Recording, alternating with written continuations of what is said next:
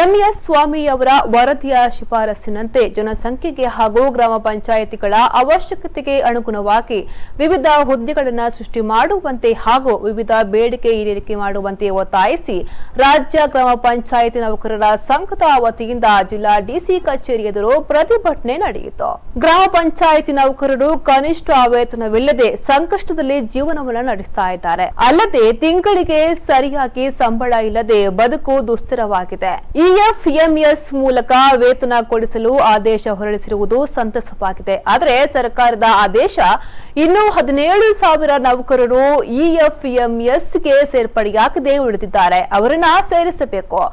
Video ಸಂವಾದ ಮತ್ತು ನಂತರ ಬಂದ ಆದೇಶದ ನಿರ್ದೇಶನದಿಂದ ಗೊಂದಲ ಉಂಟಾಗಿತ್ತು. ಪೌರ ಕಾರ್ಮಿಕರು, ವಾಟರ್ಮೆನ್ಗಳು, ಕ್ಲರ್ಕ್, ಡಾಟಾ ಎಂಟ್ರಿ ಆಪರೇಟರ್ಗಳಿಗೆ ಆಗಿರುವ ಸಮಸ್ಯೆಗಳನ್ನು ಬಗೆಹರಿಸಬೇಕು ಎಂದು ಒತ್ತಾಯಿಸಿದರು.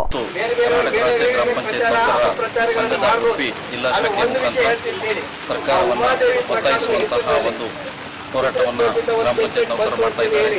ಉದ್ದೇಶ ಗ್ರಾಮ ಪಂಚಾಯತ್ ನೌಕರರ ಬೇಡಿಕೆಗಳು ಬಹಳಷ್ಟು ವರ್ಷಗಳಿಂದ ಇಲ್ಲಿ ನೌಕರರು ಗ್ರಾಮ ಪಂಚಾಯತಿಗೆ ಸೇರ್ಕೊಂಡಿದ್ರು, ಅಲ್ಲಿಂದನೇ ಸಮಸ್ಯೆಗಳು ಬರ್ತಾ ಇದೆ.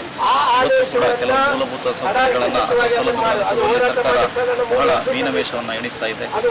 ಗ್ರಾಮ ಪಂಚಾಯತ್ ನೌಕರರು ನ್ಯಾಯಸಮ್ಮತವಾಗಿ ಕೇಳ್ತಾ ಬೇಡಿಕೆಗಳನ್ನು ಅದರಲ್ಲಿ ಇಎಫ್ಎಂಎಸ್ ವೇತನ ಪಾವತಿ ಮಾಡುವಲ್ಲಿ ಇರುವಂತಹ ಗೊಂದಲವನ್ನು ನಿವಾರಿಸಬೇಕು. ಆನಂತರ 2008ಕ್ಕಿಂತ ಹಿಂದೆ ಸೇವೆಗೆ ಸೇರಬೇಕಾದ್ರೆ ಇದ್ದಂತಹ ಕ್ವಾಲಿಫಿಕೇಶನ್ SSLC ಇವತ್ತು ಬಡ್ತಿ ಕೊಡಬೇಕಾದ್ರೆ ಅದನ್ನು PUCಗೆ ಹೆಚ್ಚಳ ಮಾಡಿದ್ದಾರೆ. ಆದರೆ 2008ಕ್ಕಿಂತ ಹಿಂದೆ ಏನು ನೌಕರರಿದ್ದರು ಅವರಿಗೆ ಒಂದು ಅವಕಾಶವನ್ನು ಕೊಡಬೇಕು. ಅವರು ಕೂಡ ಸಾಕಷ್ಟು ವಿವಿಧ ಬೇಡಿಕೆಯನ್ನು ಒಳಗೊಂಡ ಮನವಿಯನ್ನ ಕರ್ನಾಟಕ ರಾಜ್ಯ ಗ್ರಾಮ ಪಂಚಾಯಿತಿ ನೌಕರರ ಸಂಘದ ಸದಸ್ಯರು ಜಿಲ್ಲಾ ಪಂಚಾಯಿತಿ ಕಾರ್ಯನಿರ್ವಹಣಾಧಿಕಾರಿ ಶಿವಾನಂದ ಕಾಪಶಿ ಸಲ್ಲಿಸಿದರು.